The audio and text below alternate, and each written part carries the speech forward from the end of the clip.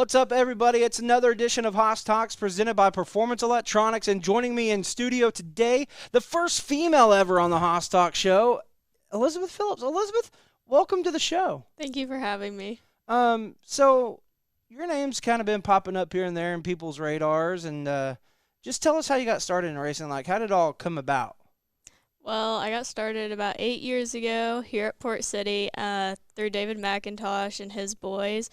My dad is David's right-hand man, best friend. Same for David to my dad, dad to David. I've been coming out here ever since I can remember, before I could walk, watching races, helping on the cars, and I was just like, Dad, I really want to race, you know. And then he was like, no, you know, you're into dance and cheer and all these sports. And I was like, I'll quit all those to be in racing. And so he was pretty much like, all right, well, if you're really going to quit them, then you need to tell your teachers and your coaches and everything. And so the next week I went and told all my coaches that this is going to be my last season with them, that I was going to be able to pursue my racing dream, and then got into junior sprints from there. Wow. So do you remember the first junior sprint, your first junior sprint? Do you remember your first time ever strapping in? Do you remember it? It was not at a racetrack, I know that for sure, but yes. So what was it like your first time? Was it everything you had hoped for, or were you like, oh my gosh, this is really happening? Well, when the car got brought home, I was like, okay, he's serious. We're really getting into this. I hope that, you know, I'm not just absolutely terrible, but everybody's got to start somewhere. And, you know, we did fire drills and how to strap into your car, because he didn't want to be the dad that had to strap me into my car every night. And if there was a wreck or anything, he wanted me to know how to get out of my car. And so we did that for a while before he'd even let me on the track. But my first practice out was, just light in my eyes, the best thing that I've ever done. How long ago was that? I mean, was that like 3 years ago, 5 years ago? That was 7, maybe 8 years ago now. And so now you've progressed through junior sprints into restrictors, now running A-class and outlaw and stuff like that. What's it been like going through those transitions and racing the different classes and being a girl?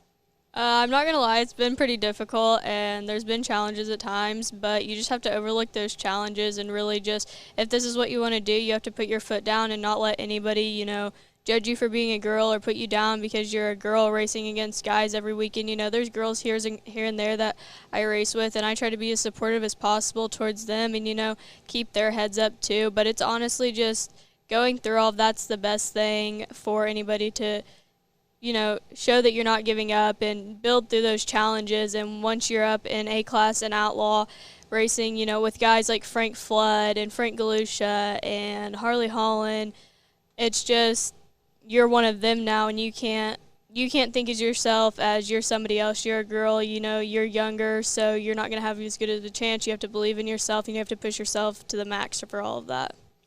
What's it been like for you growing up with Dave Mack and the 08 team and just the Dave Mack Motorsports? I mean, you guys aren't just a race team. You're more of like a family, right? Yeah, I mean, I've known them forever. Cannon, Jace, all of them are like brothers to me. You know, we pick on each other left and right, tell each other when you suck. We're honest with each other 100%.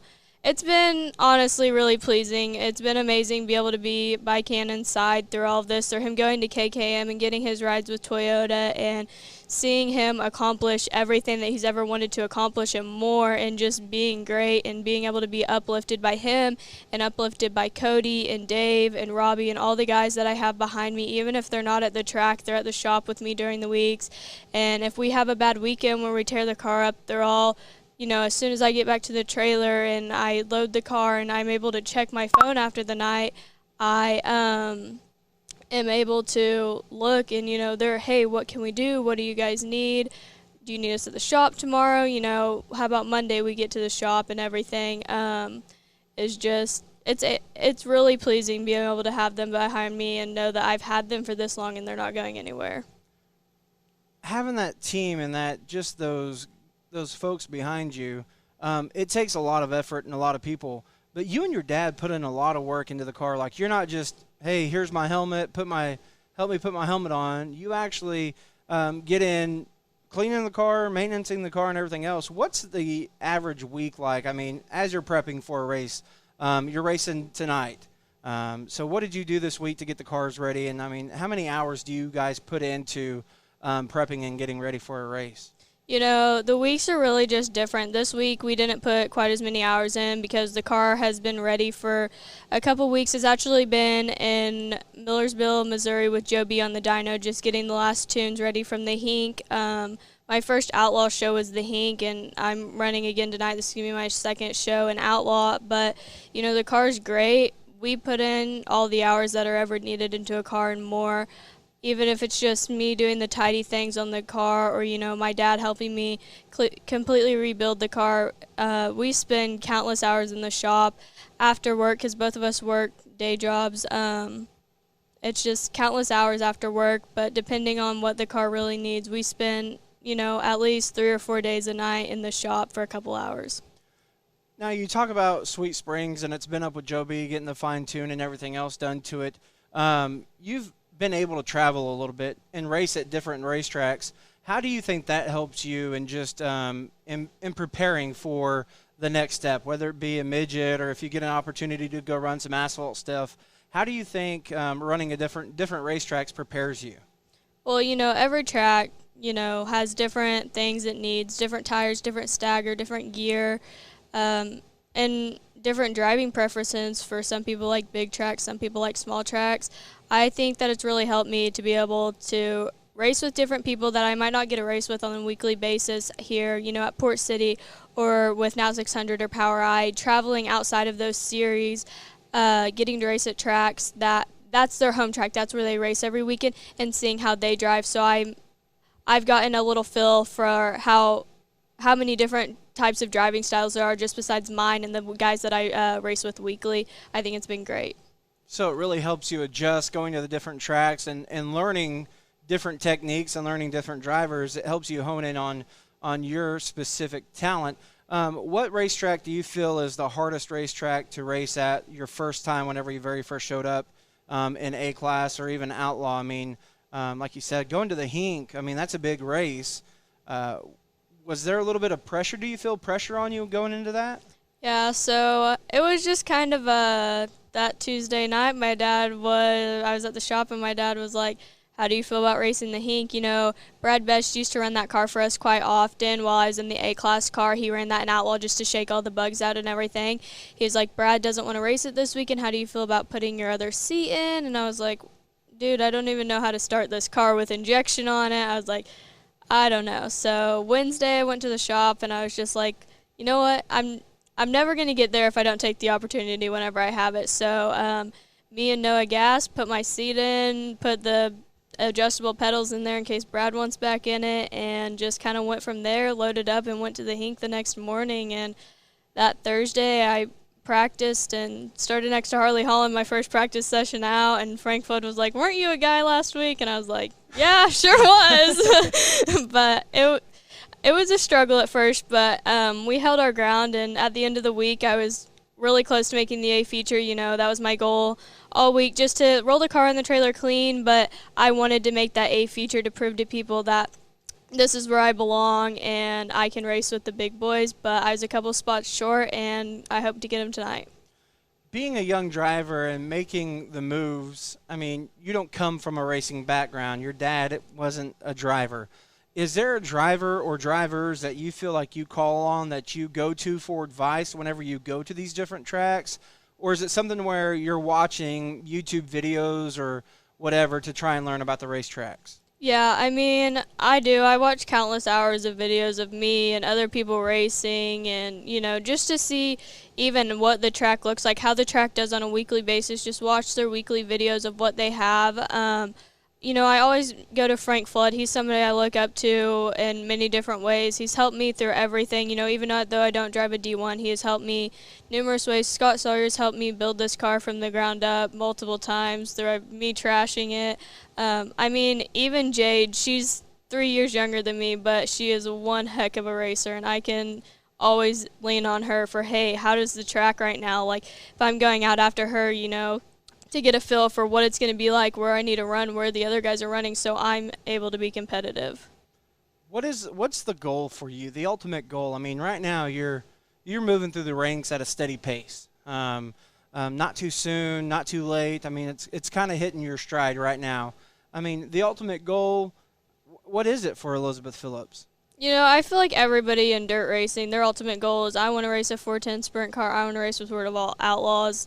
You know, I'd love to do that. I'd love to set history with the World of Outlaws. Even the 360s with ASCS. Harley White just set history being the first woman racer in the National Series to win. And honestly, I'd like to be able to race with both of those, race sprint cars, race midgets, and even get on the asphalt a little bit. I just believe that if I push hard enough, I'll get for what I strive for. And if an asphalt opportunity comes, I will take it. Outside of racing, what's Elizabeth Phillips into?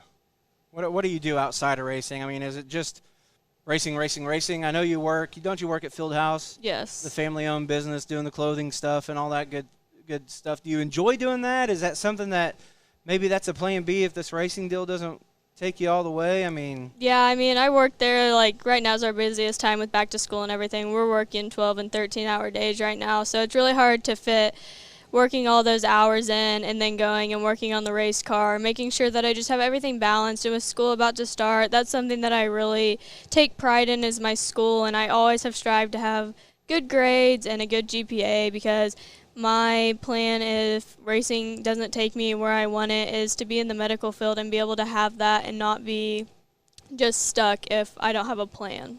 So what's your favorite subject in school? Probably math, whenever I'm good at it. Whenever you're good at it.